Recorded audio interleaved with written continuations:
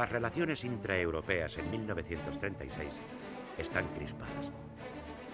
Numerosos países europeos se alinean política e ideológicamente en torno a las potencias democráticas lideradas por Gran Bretaña y Francia.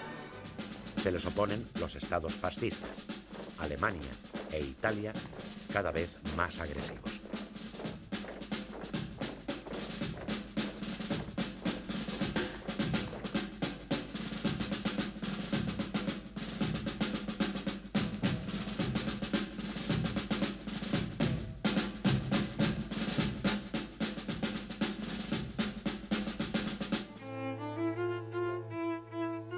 La Unión Soviética, que no hace mucho ha establecido relaciones diplomáticas con los Estados Unidos, se encuentra marginada. Los países democráticos, sobre todo Inglaterra, la miran con desconfianza por temor a la influencia de aspiraciones revolucionarias.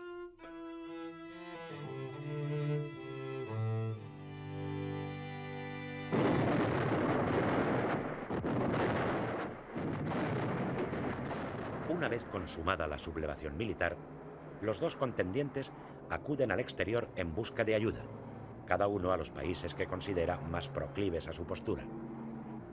El armamento y material extranjero, más moderno y mortífero que el existente en España, va a contribuir decisivamente a que el fracasado pronunciamiento se convierta en una auténtica guerra civil. En la noche del 19 al 20 de julio, el nuevo jefe del gobierno, José Giral, telegrafía a su colega francés, el socialista Léon Blum, solicitando armas y aviones. Blum reacciona favorablemente y comienza las gestiones para suministrar el material pedido. Pero el todavía embajador español en París, Juan Francisco de Cárdenas, que debía ser sustituido por Álvaro de Albornoz, entorpece las negociaciones. Blum se desplaza a Londres con el ministro de Negocios Extranjeros, Yvon Delvaux, para tratar con los británicos sobre cuestiones de política internacional. Observan que el gobierno de Baldwin no tiene demasiada simpatía hacia el de Madrid. Mientras tanto, Giral pide a Fernando de los Ríos que intervenga en la embajada de París, donde día a día se multiplican los simpatizantes de los rebeldes. La prensa francesa de derechas aprovecha la ocasión y contribuye a exacerbar los ánimos. La situación política se crispa con motivo de la prevista ayuda decidida por Blum. El presidente de la República y otros dirigentes franceses valoran el riesgo que supone adoptar una iniciativa importante de política internacional sin contar con el apoyo británico. La áspera confrontación entre partidarios y no partidarios de la intervención exacerba los ánimos y aconseja prudencia.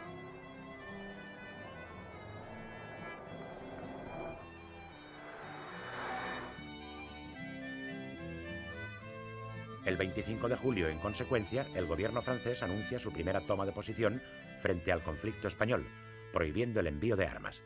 Es un duro golpe para las esperanzas de Madrid. La opinión pública francesa se apasiona por los acontecimientos de España y las posturas se dividen.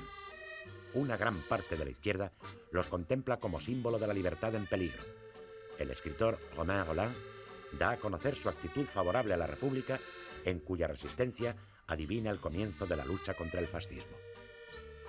La derecha francesa, por el contrario, ve en la España de Franco y Mola el único bastión que se opone al comunismo. La división derecha-izquierda va a condicionar la actitud de los gobiernos franceses.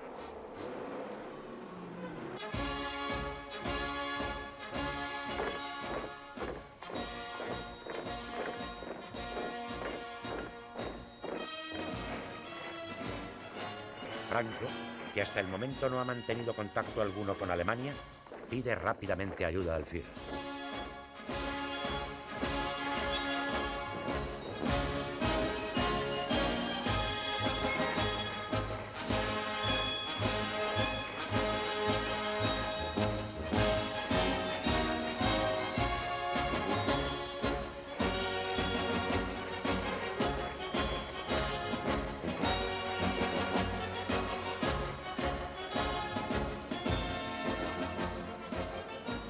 El 23 de julio sale de Tetuán por vía aérea Una expedición en la que toman parte 2 dirigentes del minúsculo partido nazi del Protectorado con una carta personal de Franco para Hitler. A través del partido y en particular de Rudolf Hess, que se entusiasma con el proyecto, los emisarios son recibidos por Hitler, que se encuentra en el Festival Wagneriano de Bayreuth.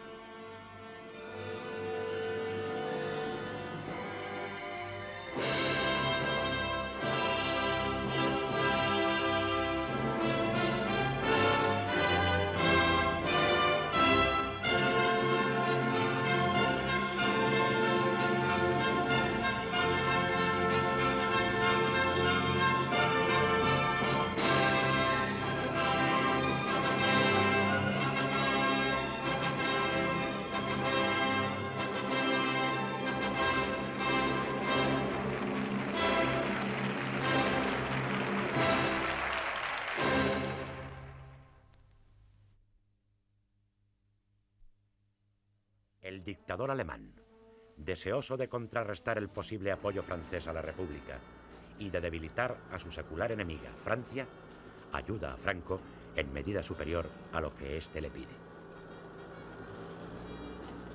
Para empezar, pone a su disposición 20 aviones Junkers 52 de transporte, 6 cazas Heinkel 51, 20 piezas de artillería, bombas, munición y personal de tierra.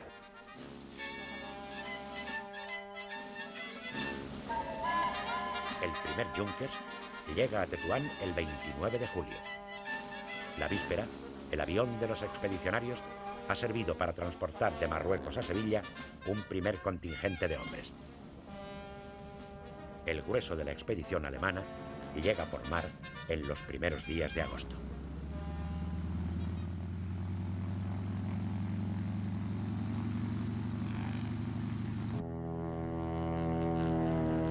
Franco también pide ayuda a la Italia fascista.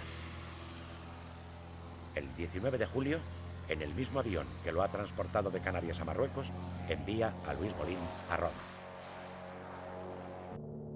Y llega el 21, tras obtener en Lisboa el visto bueno de Sanjurjo.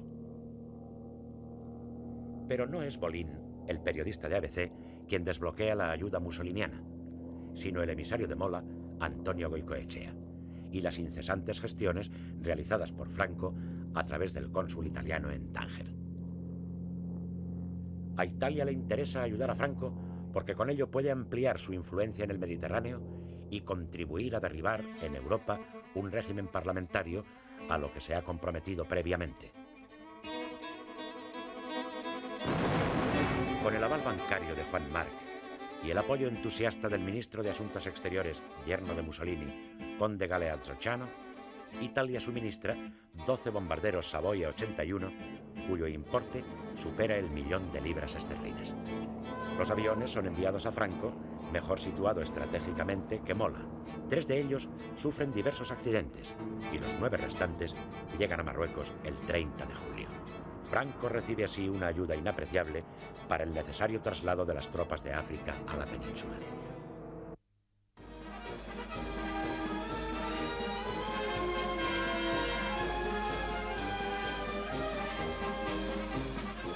En Portugal está en vías de consolidación una dictadura conservadora y semifascista, liderada por Antonio de Oliveira Salazar, claro partidario de Franco desde el primer momento. La posición geográfica y el apoyo diplomático del país vecino compensan su escaso potencial militar y económico.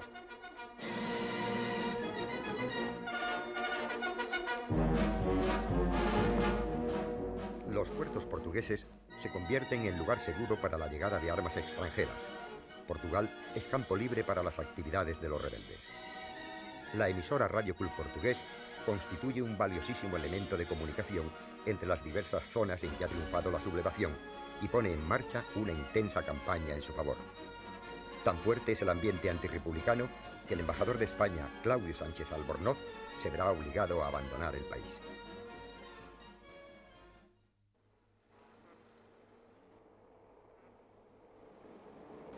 La opinión pública inglesa está, como en tantos otros países, dividida.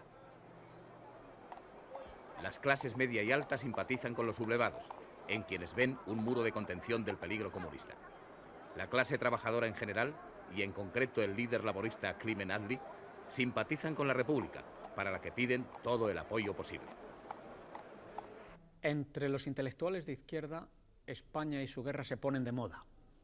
Apoyan a la República escritores tales como Samuel Beckett, Aldous Huxley, Harold Lasky y George Orwell. Se declaran neutrales autores muy conocidos como T.S. Eliot y Herberto Jorge Wells. Favorecen a los rebeldes Roy Campbell, Evelyn Waugh y otros. El político y escritor Winston Churchill se sentirá horrorizado por la violencia y la sangre derramada en España. La gran prensa toma partido por uno u otro bando. El prestigioso The Times procura mantenerse imparcial. El gobierno conservador no acepta que los barcos republicanos se provean de combustible en Gibraltar y prohíbe el envío de armas a España.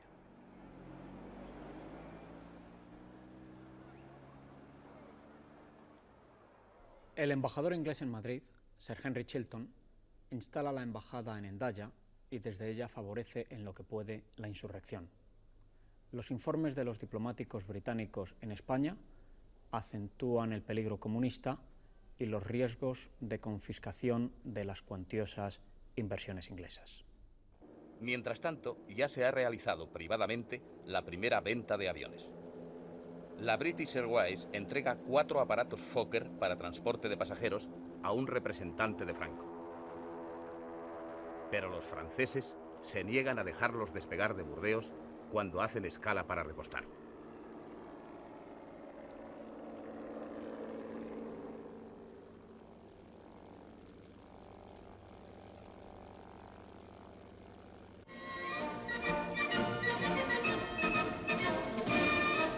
También la opinión pública informada se divide en los Estados Unidos. En el influyente New York Times aparecen crónicas y opiniones enfrentadas, unas pro-rebeldes y otras pro-republicanas. Los católicos americanos son en general partidarios de Franco y los liberales de la República. También simpatizan con ella el presidente Franklin Delano Roosevelt y el embajador en España, Claude Bowers. El secretario de Estado, Cordell Hull, recibe informes de los diplomáticos estadounidenses en España que dibujan una imagen alarmante del peligro comunista.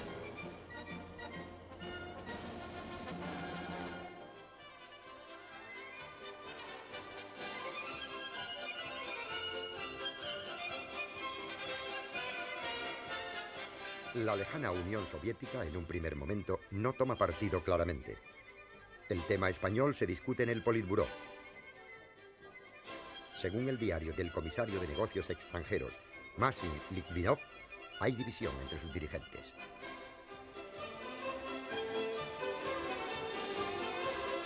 Stalin se inclina en favor de la neutralidad, mientras que Molotov y Voroshilov proponen intervenir en favor de la República. Aunque a la Unión Soviética se la presenta en Occidente y particularmente en los círculos diplomáticos anglosajones como instigadora de la revolución, el Kremlin, en la segunda mitad de julio, no apoya, de hecho, a la izquierda española.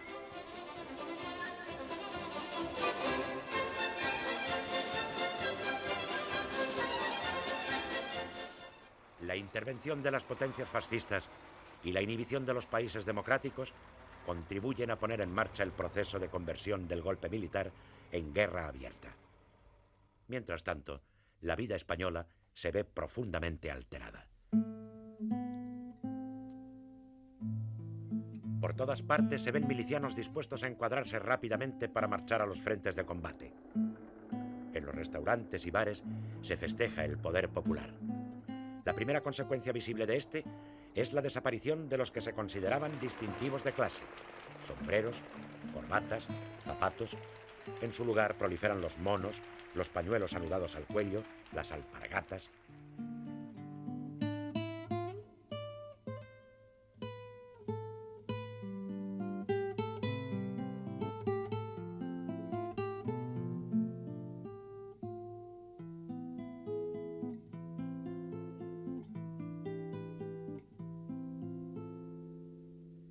Las ciudades se pueblan de carteles, pancartas, banderas, consignas y letreros de todo tipo que muestran inequívocamente la hegemonía del poder del pueblo, expresada a través de los comités del Frente Popular y de las demás organizaciones obreras.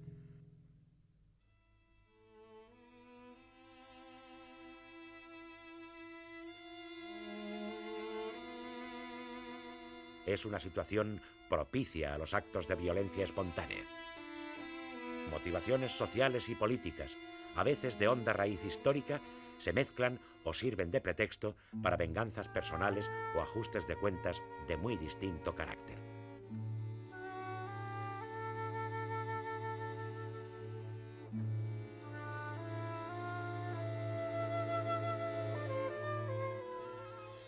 Las primeras y principales víctimas de esta violencia incontrolada suelen ser sacerdotes, religiosos y religiosas, grandes y medianos propietarios, asesinados a causa de su práctica religiosa, de sus ideas políticas o de su situación social. En una exacerbación de anticlericalismo popular, son destruidos muchos templos y objetos de culto, a veces de gran valor artístico.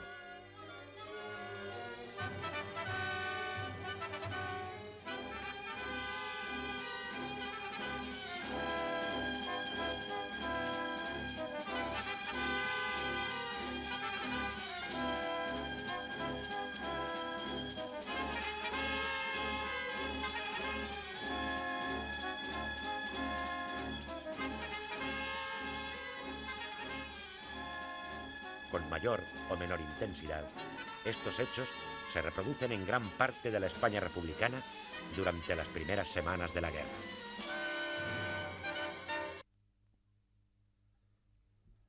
El gobierno, a duras penas, puede ejercer su autoridad. En casi todas las ciudades y pueblos el poder efectivo lo tienen comités que toman decisiones por su cuenta. Estos comités suelen estar formados por representantes de las organizaciones obreras y de los partidos republicanos de izquierda. En la práctica son los que controlan la vida ciudadana en todos los aspectos, económico, político y militar. En estos comités suele producirse un desplazamiento de la pequeña burguesía republicana por personas de origen proletario. Son estas las que, en general, dentro de una gran diversidad de situaciones, dan el tono a la vida social de las localidades que controlan.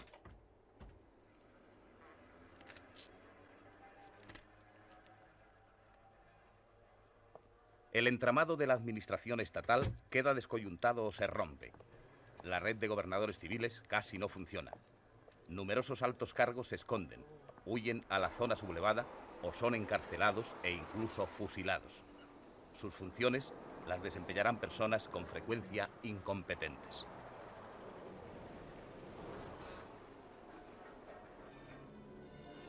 La desorganización de las comunicaciones en los primeros días aumenta estas dificultades y facilita la dispersión del poder tan perjudicial para la causa republicana.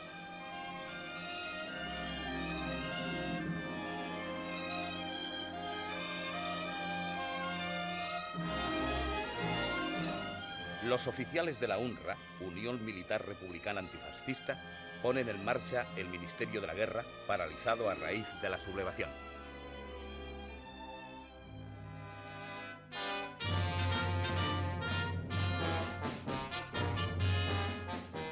Las centrales sindicales se incautan de la telefónica, agua, gas, electricidad, ferrocarriles y de los depósitos de Camsa.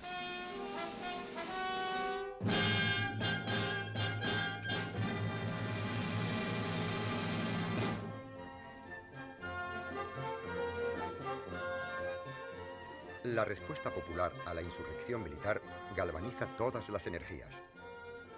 Las mujeres no quedan al margen. La República había desvelado los anhelos de igualdad de este colectivo secularmente marginado. Al otorgarles el derecho de sufragio, gran parte de los partidos organizaron secciones femeninas. Algunas mujeres tuvieron un papel relevante en la acción pública.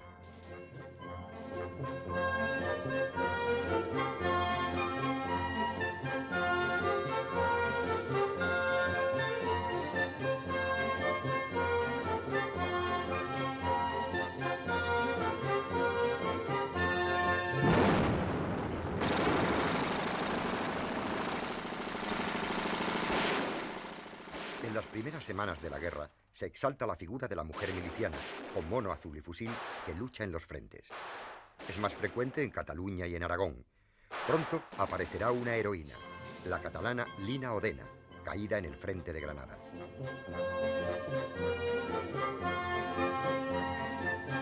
La nueva situación provocada por la guerra es el comienzo de un cambio profundo en la relación entre los sexos, que también alcanzaría a la zona sublevada, aunque con otros fundamentos y objetivos.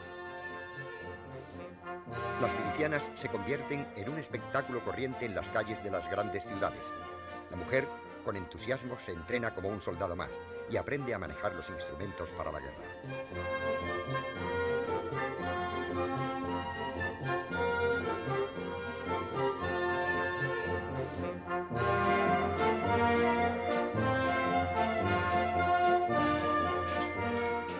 Al consolidarse los frentes, la participación de la mujer deriva hacia las actividades de producción y organización en la retaguardia.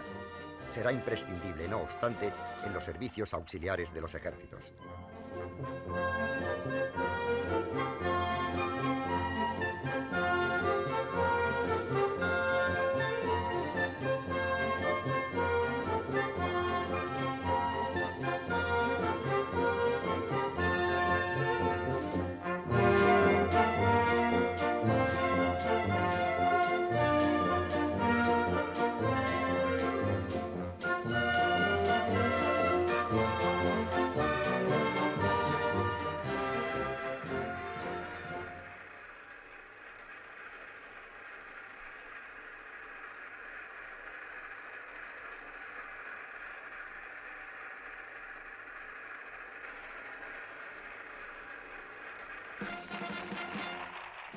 El fracaso de la sublevación en Barcelona, Guipúzcoa, Vizcaya y Valencia afecta negativamente a los planes del general Mola. Sin embargo, su objetivo principal continúa siendo la toma de Madrid, a la que se apresta inmediatamente. Las fuerzas sublevadas tienen que superar un obstáculo importantísimo: los puertos de Guadarrama, Navacerrada y Somosierra. Conscientes del peligro que amenaza por el norte, desde el Ministerio de la Guerra se cursan órdenes el día 21 para organizar una serie de columnas formadas por tropas regulares a cuyo frente irán oficiales seleccionados con la misión de ocupar los 3 puertos.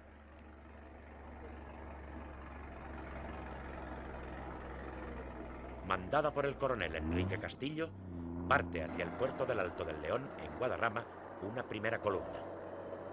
En ella, además de fuerzas regulares, marchan grupos de milicianos, entre los que figura Juan Guilloto, alias Modesto, quien pronto se distinguirá por su alta capacidad de mando. El 21 de julio ocupan el puerto.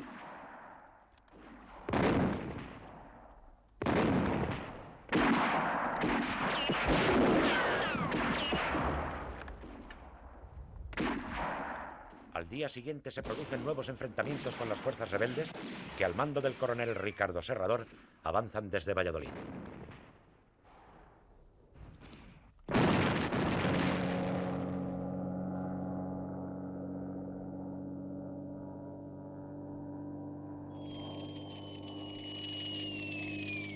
A pesar de que la prensa de Madrid cante victoria, lo cierto es que tras duros combates, las tropas de Serrador ocupan el puerto el mismo día 22 y se neutralizan los esfuerzos de los gubernamentales por recuperarlo.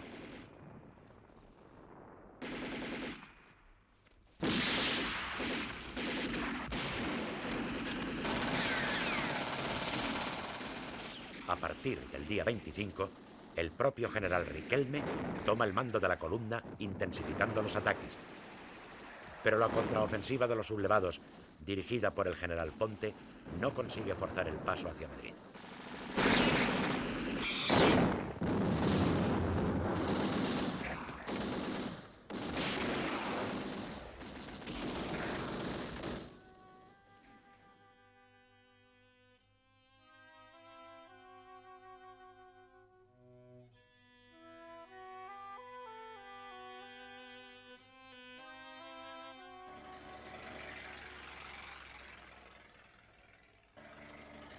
Al puerto de Navacerrada se dirige otra columna, desgajada de la anterior en Villalba, constituida por guardias de asalto del comandante Burillo y los milicianos del Batallón Octubre, mandados por el capitán de aviación Arturo González Gil. El puerto se ocupa sin dificultad. Este sector permanece en manos del gobierno y constituirá un frente tranquilo en el que las acciones son poco relevantes. El día 17 de julio, por la tarde, un grupo de voluntarios madrileños, pertenecientes a Renovación Española y en general, en su mayoría, de clase alta, parten de Madrid hacia el puerto de Somosierra con la idea de controlarlo para cuando lleguen las fuerzas de Burgos. Entre ellos va Carlos Miralles, que el 18 acude justamente a Burgos, donde recoge voluntarios y regresa al puerto.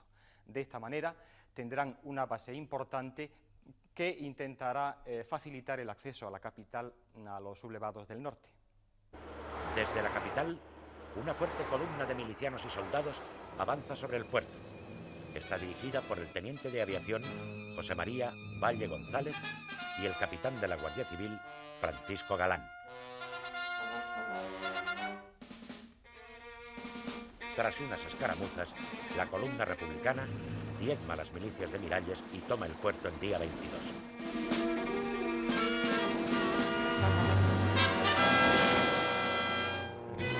Carlos Miralles, caído en acción, recibirá la laureada. Desde el norte, dos columnas rebeldes confluyen hacia Somosierra. La del coronel José Gistau, procedente de Burgos, y la navarra del coronel Francisco García Escámez, que ha salido de Pamplona el día 19. Tras consolidar la situación en Logroño el 20 y en Soria el 21, García Escámez asume el mando de ambas columnas en Aranda de Duero el día 23.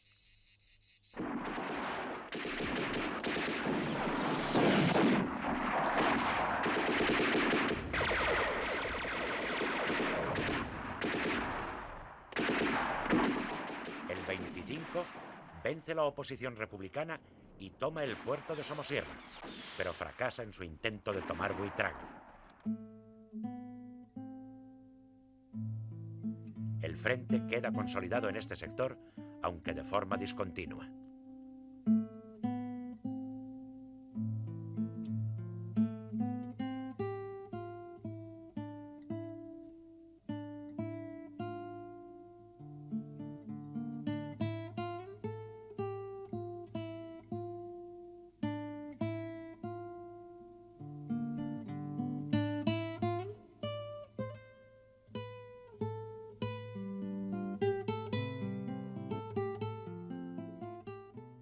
Desde Madrid, una columna gubernamental, mandada por el teniente coronel Julio Mangada, avanza en dirección noroeste hacia la Sierra de Gredos con la intención de crear una cuña territorial que consolide la separación entre las zonas norte y sur de los sublevados. La columna, que recibe la visita de Casares Quiroga, alcanza Villacastín el 24 de julio.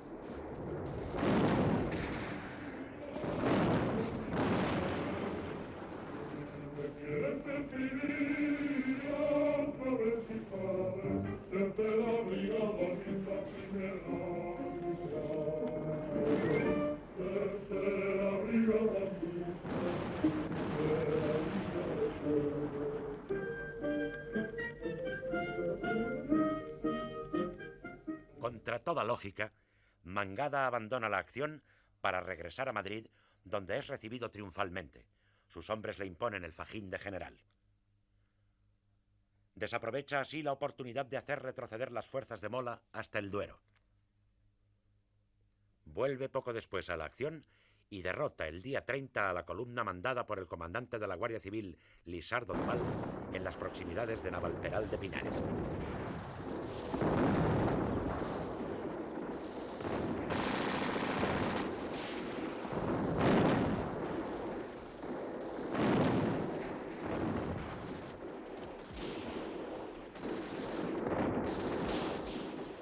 Pero no sabe sacar provecho de su superioridad y da tiempo a que los sublevados refuercen la zona abulense y el frente se estabilice.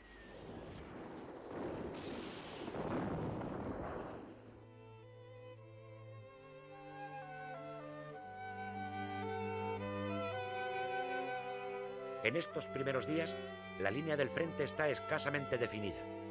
Esto explica que algunos grupos se adentren en territorio enemigo sin darse cuenta, encontrando así la muerte. Este es el caso de Onésimo Redondo, jefe territorial de la Falange Castellana, muerto por milicianos de Mangada en el pueblo de Lavajos. Y asimismo, el de Josep Suñol Carriga, diputado a Cortes por Esquerra Republicana y presidente del Barcelona Club de Fútbol.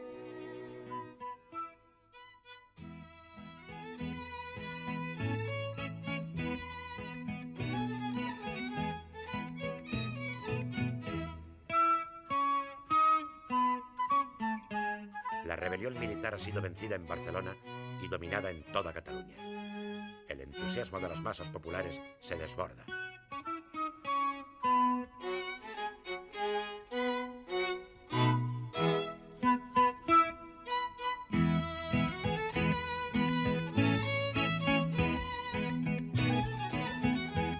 Calles y plazas son invadidas por multitudes que, enarbolando banderas, especialmente la rojinegra de la CNT-FAI, celebran la victoria. Predominan los milicianos vestidos con el mono azul proletario, muchos con el pañuelo rojo o rojinegro anudado al cuello. Civiles, miembros de las fuerzas de orden público y soldados licenciados confraternizan en las calles. Se les unen los delincuentes liberados de las cárceles.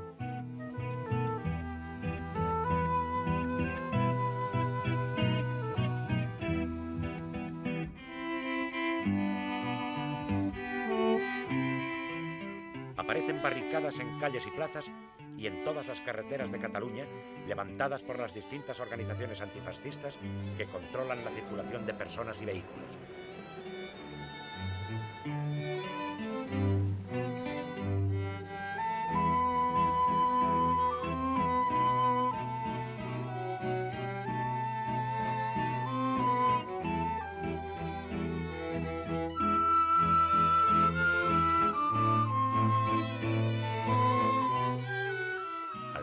Comienza el recuento de las víctimas caídas en los combates, unos 500 muertos y alrededor de 2000 heridos de diversa consideración entre ambos bandos.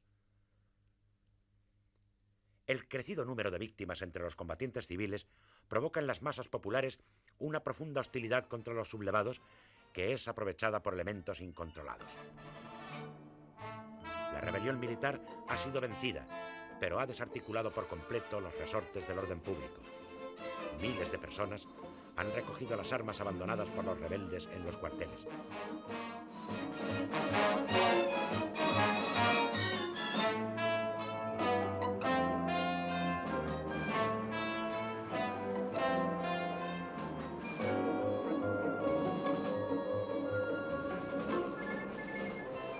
Los locales de las organizaciones o personas consideradas favorables a los sublevados son asaltados o incautados. También se ocupan los periódicos de esta significación.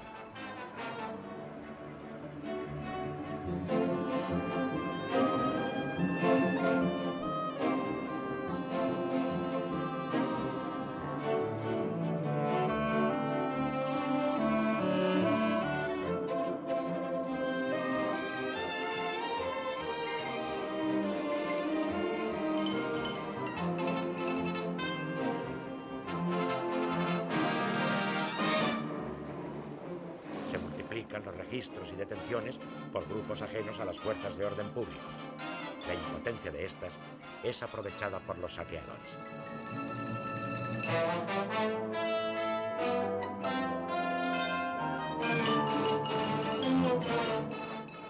Mientras unas organizaciones antifascistas aspiran solo a mantener las instituciones republicanas y autonómicas atacadas por los sublevados, otras creen llegada la hora de la revolución social inmediata. Este es el caso muy especialmente de la FAI. Pero existen profundas discrepancias sobre el contenido de esta revolución entre las diversas organizaciones obreras. Entre ellas hay que destacar al PSUC, Partit Socialista Unificat de Cataluña, que es el resultado de la unificación de 4 partidos socialistas y comunistas. Su dirigente principal es Joan Comorera. El nuevo partido se apoya en la UGT como fuerza sindical.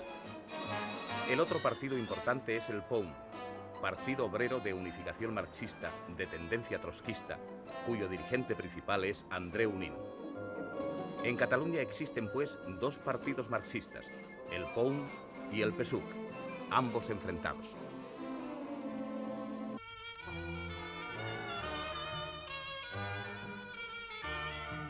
El gobierno de la Generalitat, presidido por Lluís Companys, carece de recursos suficientes para dominar la caótica situación que ha provocado la sublevación militar.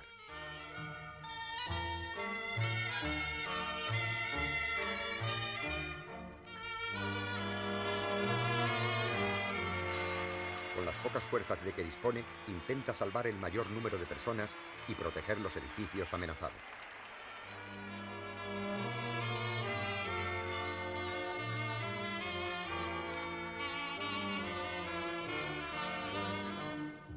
Sobresalen en esta labor el consejero de Cultura Ventura Gasol, el de Gobernación Josep María España y el comisario general de Orden Público Capitán Escofet. Entre los dirigentes obreros destaca el cenetista Joan Peiró. El presidente Companys intenta encauzar la situación firmando el decreto de creación del Comité de Milicias Antifascistas de Cataluña, que asume de hecho casi todos los poderes del gobierno catalán. Lo hace con la esperanza de ir recuperando poco a poco los resortes del poder que ha perdido la Generalitat.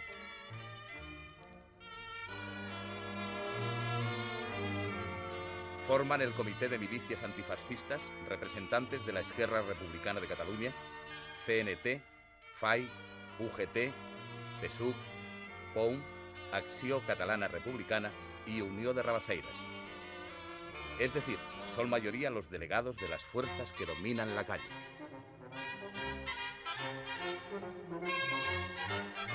Unos días después, se crea la Consejería de Defensa del Gobierno de la Generalitat bajo la dirección del teniente coronel Felipe Díaz Sandino.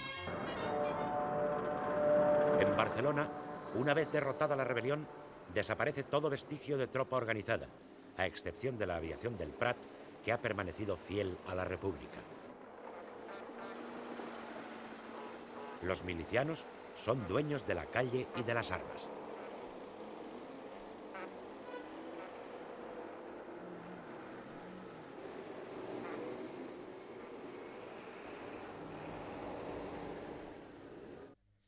La noticia de la caída de Zaragoza en poder de los rebeldes afecta emocionalmente a las masas cenetistas, dada la importancia del anarcosindicalismo en la capital aragonesa.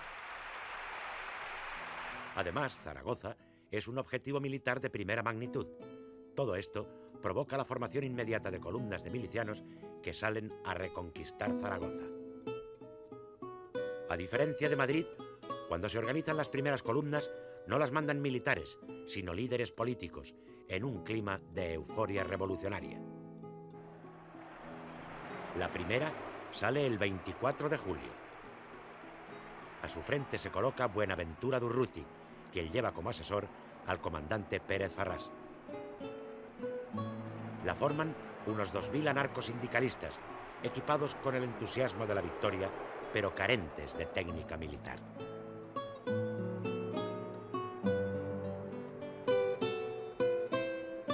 Las armas tomadas en el botín de los cuarteles se han repartido al azar, desde los cañones a las pistolas, sin método, sin precauciones tácticas. Quien se apoderó de un fusil, marcha con él. Quienes tomaron un cañón, lo han subido con apuros a la caja del vehículo. Marchan armados hacia la utopía. Camión tras camión, grupo tras grupo, enfilan la carretera de Zaragoza, como si la ruta hacia el secano aragonés fuera la ruta de la revolución. Otra columna, llamada Carlos Marx, formada por hombres de la UGT y el PSUC, se dirige a Huesca, y otra, anarquista, toma el camino de Alcañiz.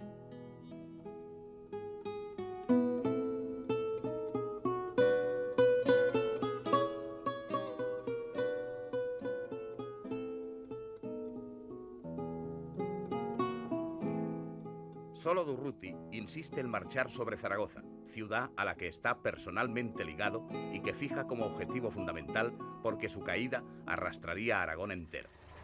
Muchos otros dirigentes no lo creen así y diversifican los esfuerzos hacia objetivos secundarios.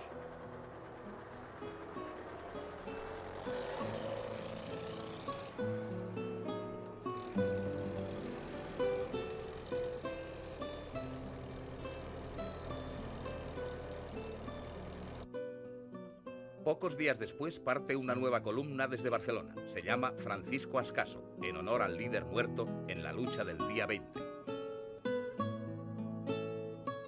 Sale también una columna del POM, al mando de Josep Rovira, y otra, la Macià Companys, integrada especialmente por miembros de Esquerra Republicana.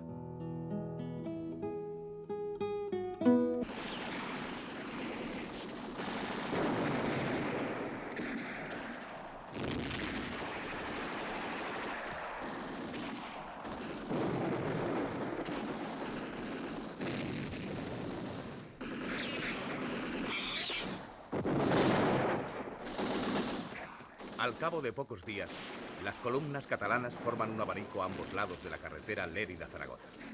Son un conglomerado tan valiente como caótico. Carecen de otras armas que las tomadas en los primeros momentos y no tienen una sola fábrica de cartuchos en su retaguardia. Faltan armas, faltan municiones, faltan pertrechos. No hay planificación ni mando, solo ideales.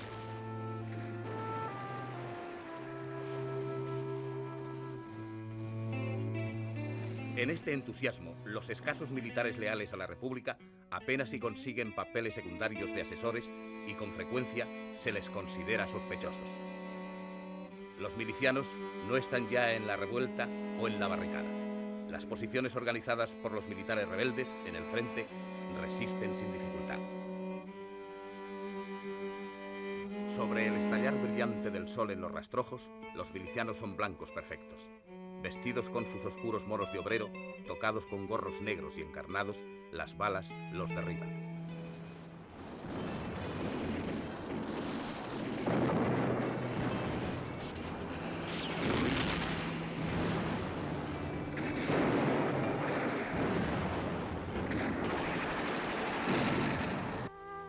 Iban a la revolución y se encuentran con la guerra.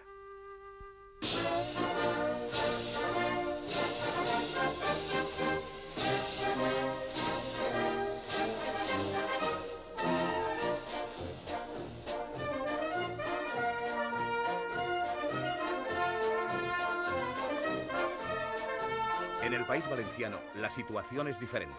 La guarnición no ha desaparecido como en Barcelona, aunque también las milicias se organizan. En Valencia, un capitán de la Guardia Civil, Miguel Uribarri, se afana en armar e instruir sumariamente a los primeros contingentes.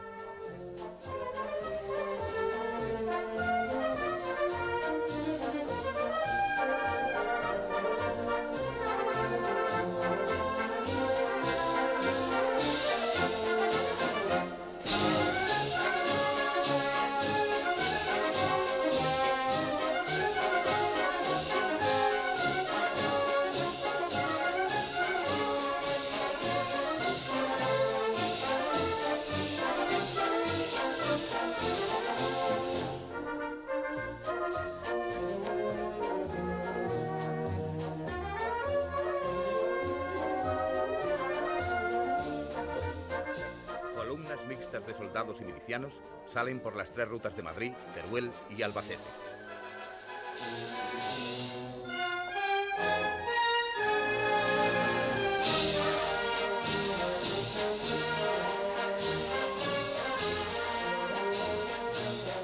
Por el interior marchan a Madrid unidades militares sin milicianos. Las autoridades y el pueblo las despiden con vítores y aclamaciones.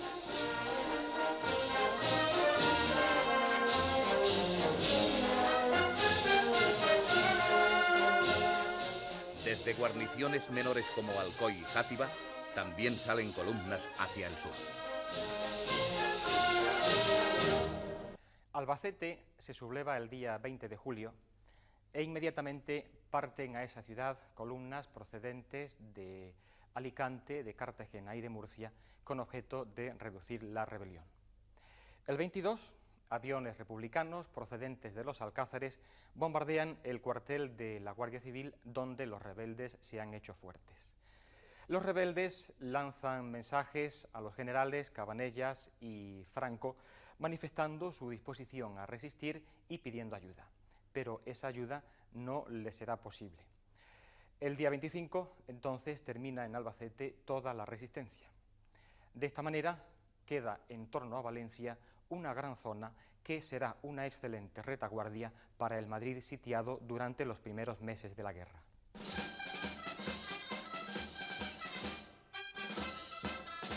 Desde el primer momento, resulta obvio que uno de los elementos claves para decidir la suerte de la sublevación lo constituye el ejército de África, pues solo él, en todo el territorio, tiene la capacidad y potencia necesarias para llevar a cabo acciones militares de envergadura.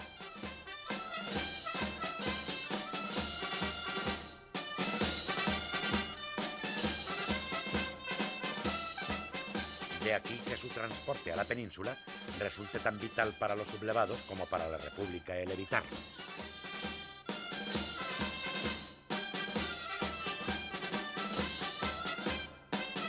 En los días inmediatos a la sublevación, tras pasar las primeras tropas el 18 y 19 de julio, apenas si se ha logrado transportar a la península por vía aérea y marítima algo más de 2.000 hombres, en condiciones muy precarias y sin posibilidad de llevar otro armamento que no sea el individual.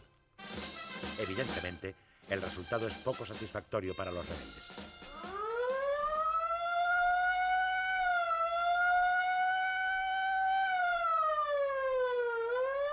Consciente de ello, el gobierno republicano ordena a las unidades navales que se concentren en Tánger con el fin de controlar el paso del estrecho y mantener inmovilizado a Franco en Marruecos. Pero Franco emprende una ofensiva diplomática ante el Comité de Control de Tánger, consiguiendo que casi todos los buques gubernamentales abandonen este puerto el día 23, tras la solicitud cursada a Madrid por las autoridades tangerinas. La base operativa de la flota republicana se establece en Málaga, con lo que el bloqueo del estrecho no puede ser tan efectivo como antes. En cualquier caso, para los sublevados, el paso se ha convertido en necesidad imperiosa.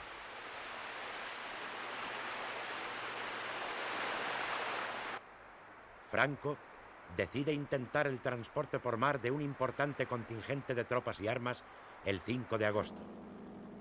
Una fuerza aérea en la que se cuentan aparatos italianos y alemanes se encargará de mantener expedito el camino.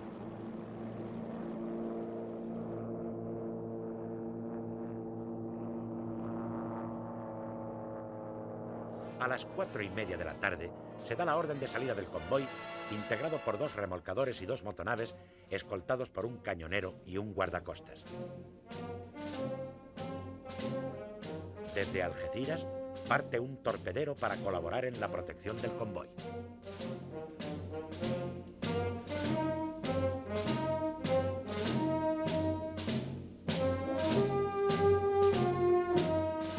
La operación culmina con éxito tras repeler el ataque de un destructor republicano. Pasadas las 6 de la tarde, el convoy llega a Algeciras transportando un fuerte contingente de tropas con toda su impedimenta de guerra y un importante volumen de material. El éxito del que inmediatamente es denominado por los sublevados Convoy de la Victoria supone una momentánea ruptura del bloqueo ejercido hasta el momento por la flota republicana y pone en evidencia que la superioridad material de la República en el mar queda neutralizada por la carencia de mandos adecuados. Como represalia, las autoridades republicanas ordenan el bombardeo de Algeciras por barcos y aviones.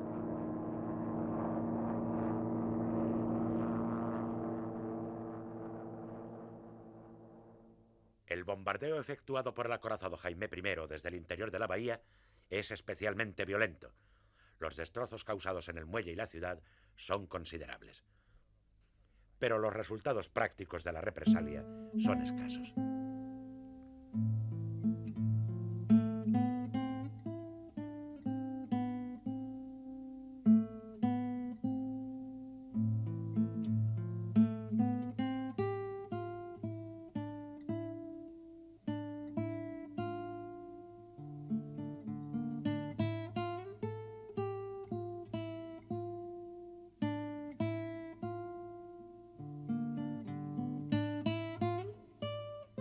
Aunque la pérdida de algunos barcos rebeldes y la intensificación de la vigilancia republicana imposibilitan el paso de nuevas tropas por mar, la ayuda alemana e italiana permiten la realización de un auténtico puente aéreo, lento pero constante, que entre agosto y septiembre transportará a la península al menos 12.000 hombres y abundante material de guerra. Franco consigue así el primero de sus objetivos estratégicos. José María Pemán exaltará sus logros en versos sumamente reveladores. El enemigo infiel, sierpe que ahoga la garganta de España y apretado tiene su cuerpo, es de la sinagoga, el oculto poder. A otro costado, por eso el moro del estrecho boga. Viene a luchar por Dios. Dios está al lado de ese caudillo pálido y moreno, cara de trigo en flor y alma de trueno.